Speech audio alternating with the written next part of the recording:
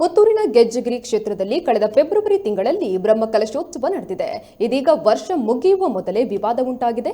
ಕ್ಷೇತ್ರದ ಆಡಳಿತ ಮತ್ತು ಹಕ್ಕಿನ ವಿಚಾರವಾಗಿ ಉಂಟಾದ ವಿವಾದ ಕೋರ್ಟ್ ಮೆಟ್ಟಿಲೇರಿದೆ.